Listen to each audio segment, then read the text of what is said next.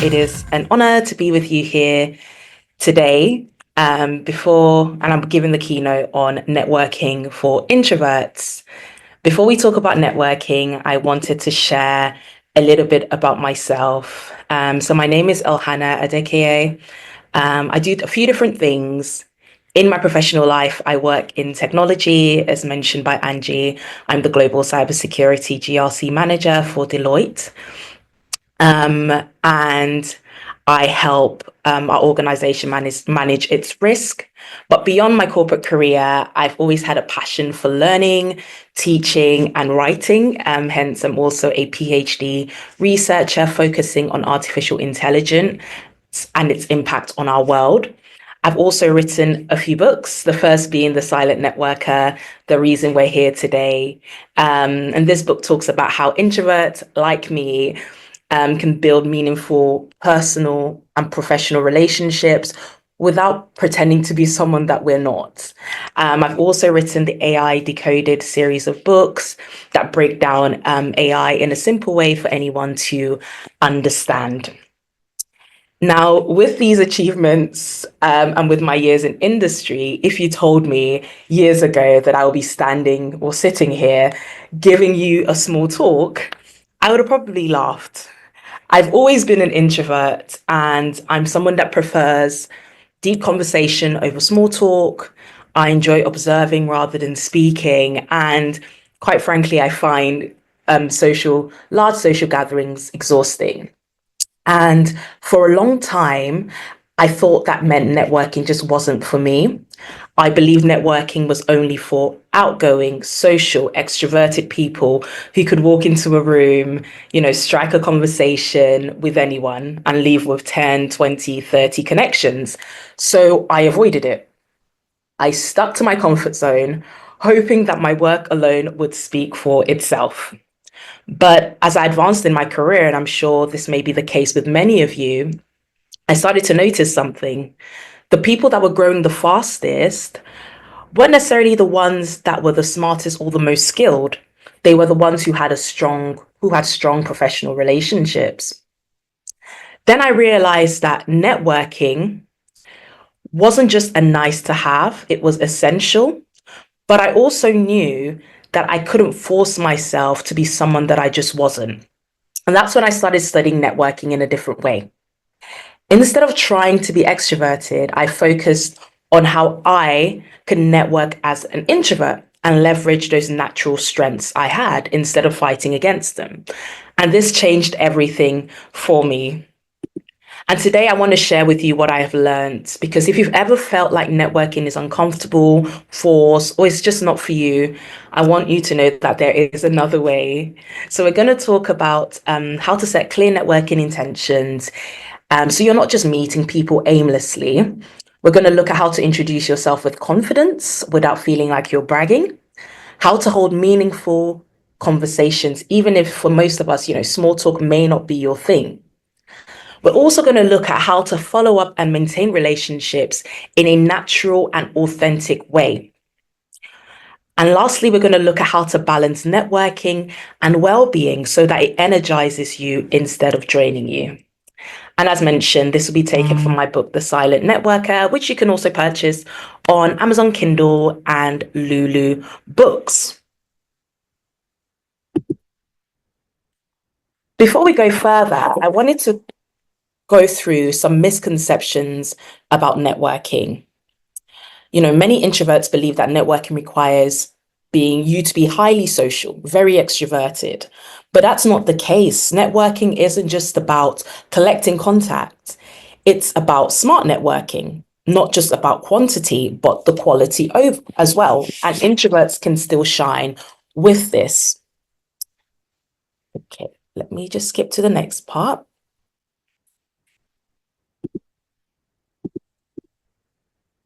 Now, if we want to understand introversion, we have to understand that it is not the same as shyness, although those two traits are often confused. Shyness is actually a form of social anxiety. It's a fear of social judgment and negative evaluation. In contrast, introversion is a personality trait and it's characterized by the preference for quieter and more introspective environments, and also the need to recharge through solitude. And the strengths of an introvert include listening, thoughtful conversation, and building lasting relationships. Now, when it comes to setting your networking intentions, one of the biggest mistakes I have made when I started networking was thinking it was about meeting as many people as possible. So I'd show up to events, no real strategy, have surface level conversations, and feel like I just wasted my time. What I didn't realize was that networking isn't about how many people you meet. It's about meeting the right people for you. Before you step into any networking situation, you have to ask yourself these 3 simple questions. Why am I networking? Are you looking for a mentor? Are you looking for a new job? Are you looking for a business partnership? Or are you just wanting to expand your circle? Next is, who do I want to connect with? Instead of talking to everyone, focus on finding people that align with your particular networking goals. And lastly, how do I present myself? You don't have to be someone you're not, but thinking about how you'd like to introduce yourself makes things easier. And when you have this clear goal, networking becomes less stressful and then can become meaningful. And because, introverts, we often sometimes get overwhelmed. So strategic networking allows you to be effective while conquering that overwhelm. I used to introduce myself when someone asked, I used to dread introducing myself when someone asked, what did you do? I'd either say too little or I would ramble too much. So now I want you to imagine this scenario. You step into an elevator, the person next to you happens to be a key decision maker in your field with the potential to offer a valuable opportunity. You have a few seconds, perhaps the duration of an elevator ride, to introduce yourself and capture interest. That's precisely what an elevator pitch is. It's a brief, impactful introduction that leaves a positive impression. And it's also something that prompts further conversation. Whether you're at a networking event, a job interview, or a situation where you want to make a connection, a well-crafted elevator pitch is something that is invaluable to you. I learned this structure and it really changed how I created and crafted my elevator pitch. I broke it down into who are you? What do you do? Why does it matter? And then a question to keep that conversation going. So I'll give you an example. Hi, I'm Elhannah. I help introverts master networking by leveraging their natural strengths. I believe networking doesn't have to be loud to be effective. How do you usually approach networking? Now, that last part is key because it makes it move from a monologue into a conversation. And that's where we're able to shine. Now, I think there are a few characteristics that your elevator pitch should possess. The first is clarity. Your pitch should be clear. It should be easy to understand. So if you can, avoid jargon or technical language that may actually confuse your listener. Aim for simplicity and brevity. Next is conciseness. Keep your pitch brief. Around 30 seconds will be great, which is roughly the duration of an elevator ride. So a concise pitch ensures that you capture your listeners' attention without overwhelming them with information. The next is value proposition. Highlight what you bring to the table. What value do you offer? What problems do you solve? Make it clear how your skills or expertise benefit others. The next is authenticity. Be yourself. Don't pretend to be someone you're not. People can see that. Avoid using buzzwords or trying to sound over-polished, and let your actual personality shine. And lastly, and this is optional if you want, weave in a compelling story into your pitch. Stories are memorable, they're relatable, they can help you connect with your listeners as well on a deeper level. Next, we're going to look at initiating meaningful conversations and actually having these conversations. One of the hardest parts of networking is knowing what to say. And I don't know how many of you are introverts like me, you can comment in the chats, but the greatest fear is, how do I go up to them and what do I say first? Especially when you're not naturally outgoing. And I believe that you don't need to talk the most or talk a lot to make a good impression, but you do have to ask great questions and you have to be a good listener. Some easy conversation starters are, what brought you to this event? What's a project you're excited about right now?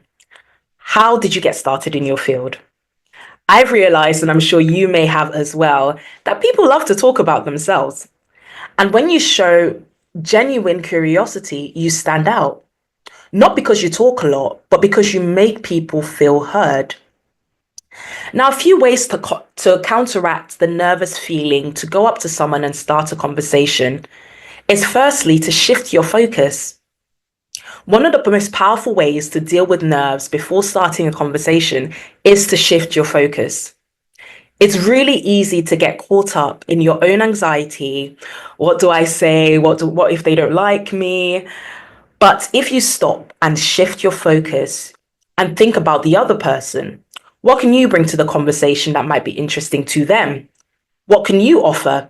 When you focus on making the other person feel good or engaged, your own anxiety tends to melt away. It's less about you and more about creating a connection, even with someone else.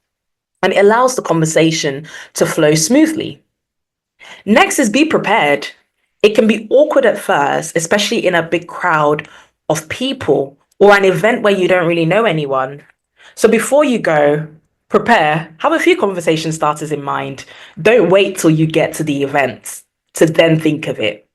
So you can ask, what did you think about the last speaker? Have a few go-to questions that will help you feel more confident and reduce that initial awkwardness when you approach someone new. The next is active listening. Now, this one is huge. Instead of worrying about what you're going to say, next, focus on actually listening to the person you're speaking with. Active listening means you're not just hearing the words, but you're paying attention to what they're saying. You're engaging with it. You're asking follow-up questions. You're really listening. And then that way, the conversation starts to flow more naturally. Plus, people love to feel heard. And when you make them feel heard, they feel valued, which leads to a stronger connection. And next is set realistic goals. You don't have to have a deep conversation with every single person you meet. That's a lot of pressure to put on yourself. Instead, set small, realistic goals.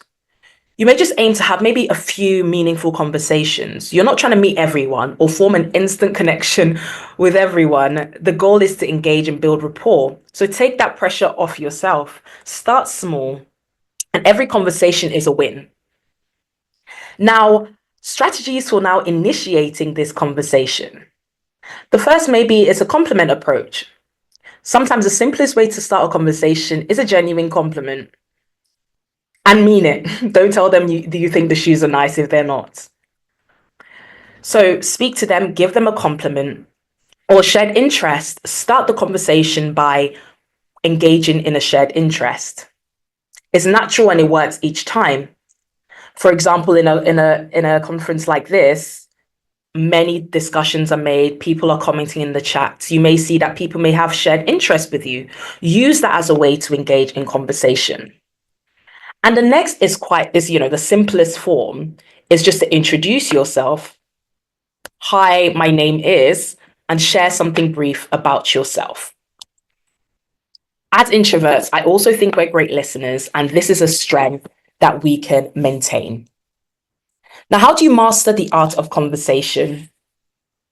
You see, networking isn't just about meeting people, it's about leaving an impression. And as mentioned earlier, the best way to do that as well is active listening. So as you're listening, maintain good eye contact.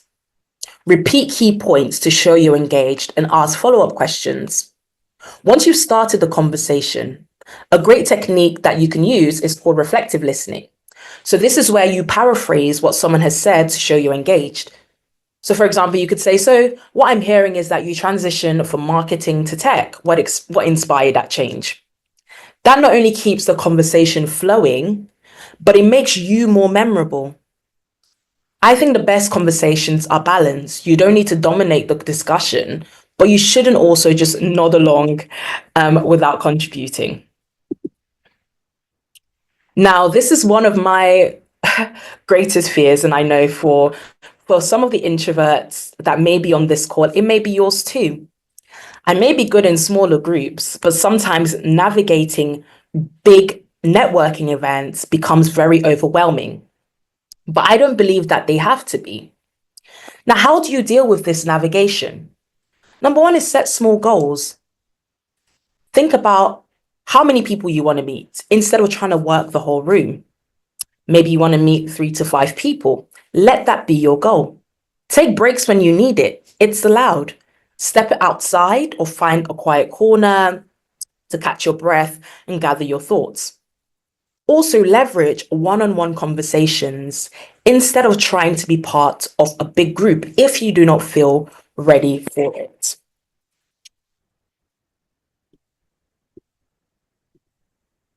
Now, the art of follow-up and relationship building. Networking does not end when the event is over.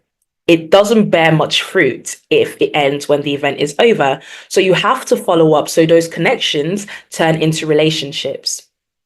I think it's important to send a short message, personalized message within 24 to 48 hours of making that connection.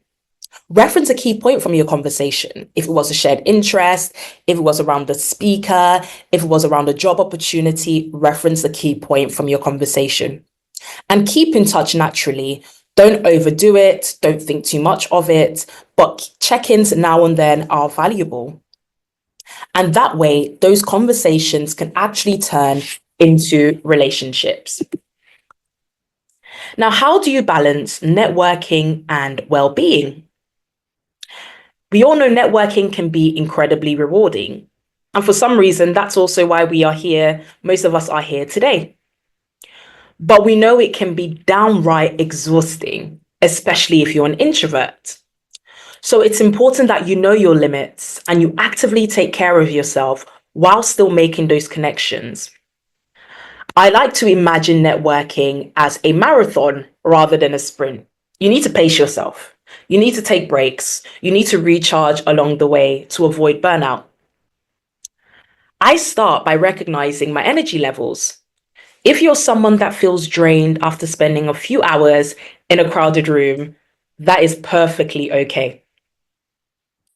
Instead of pushing yourself to be on all the time, give yourself permission to take short breaks. Step outside for a bit of fresh air, find a quiet corner, regroup, or simply take a moment to close your eyes and breathe deeply. I think these small breaks are not a sign of weakness, but they're essential to keep you refreshed and ready to engage when you need to. Next, you need to set realistic goals, as we spoke about before. Don't force deep conversations all day long. You may even have a few surface level discussions and a few deeper connections. And remember, it's not how many people you talk to, but it's the quality of those interactions. And outside of the networking event or a particular networking event, I think it's essential to create a balance between professional networking and your personal well-being, even at these events. You have to make sure that you carve out time for activities that recharge you. And it could be small things, whether reading a book, taking a quiet walk in nature, spending time with loved ones, engaging in a hobby you enjoy. These moments of solitude or relaxation, especially as women that are quite driven, sometimes may feel like a waste of time, but I think they're crucial for restoring your energy and creativity. When you're well rested, when you're happy, you can then be more present and engaged during your networking sessions. Sometimes it helps to view networking as a series of small, manageable interactions rather than one massive, overwhelming task. Think about it like maybe building a mosaic. Each small conversation is a tile, That when you put it together over time, it creates this beautiful picture. So celebrate the moments when you connect with someone, learn something new, or simply just feel good about stepping out of your comfort zone, even if it's just for a few minutes. Don't hesitate to be honest with yourself and others about your needs. If you are feeling overwhelmed at an event, it's okay to take a step and say, apologies, I'm just going to step up briefly. That's fine. People will understand and people will respect your boundaries. And I think the aim of networking isn't to drain your energy. It's about building relationships that are sustainable, mutually enriching. And it's also about balancing this. Be mindful of your limits. Take deliberate steps to take care of yourself. This way, you create a sustainable approach to your professional growth that doesn't come at the expense of your personal health. When you strike that balance, you'll find that your interactions become genuine and the relationships also become enduring and last over a greater period of time. And you get this sense of fulfillment without feeling that massive overwhelm. Now, I'll touch briefly on imposter syndrome, and I know it's been a reoccurring and self-doubt. It's been a reoccurring theme. Now, self-doubt and imposter syndrome can feel like an unwelcome guest at events. I know how it feels. I know how it feels to question whether you truly belong. You worry if you're as capable as everyone else around you. There are times you may even ask, maybe I just got lucky this far. And one of the practical ways to overcome these feelings, especially in large events with maybe even very successful people, is to think back to moments when you succeeded at a project. You know, I've been given advice to have a brag folder to put all my accomplishments there.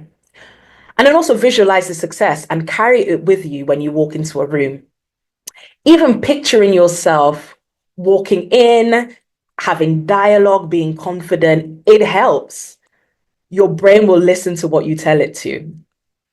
And also lean into that vulnerability. Sometimes even sharing a little bit about your struggle humanizes you and may not even be a hindrance to your networking goals. Now, some key takeaways. Networking, as I mentioned, isn't about being the loudest in the room. You don't have to have many conversations. You don't have to constantly speak. It's just as much of listening as it is speaking. Next is quality over quantity. Ensure that you're after the quality of the conversations and not just the quantity. Leverage those introverted strengths. Be a good listener. Be a good listener. It helps. Now, networking as well should work for you and not against you.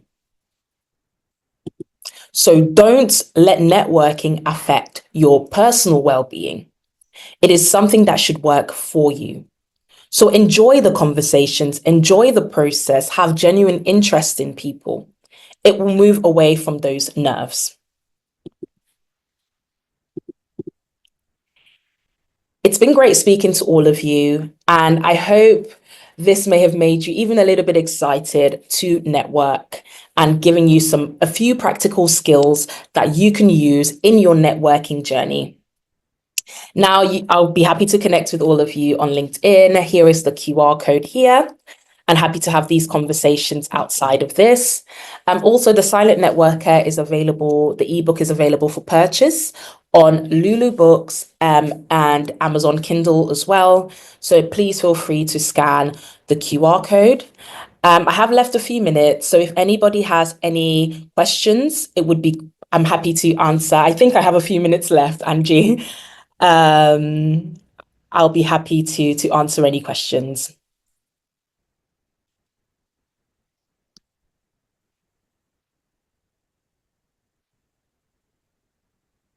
Okay. If not, happy to pass it over to Angie. Thank you all.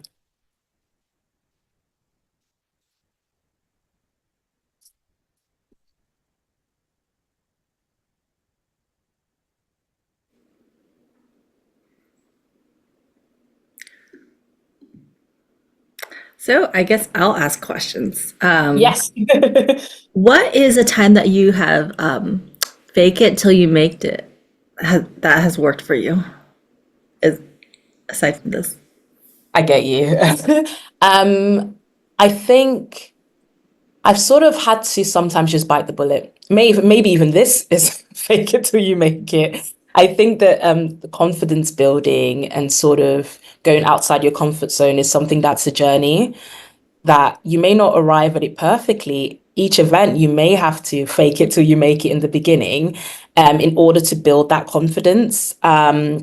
So I think even with, my role makes me speak to people from different parts of the world and interact with certain people. So I have to build that confidence even when I don't feel the most confident, in order to achieve the purpose that I'm there for. So I do think fake it till you make it, but let that not be a disguise for your actual personality. So it's the balance.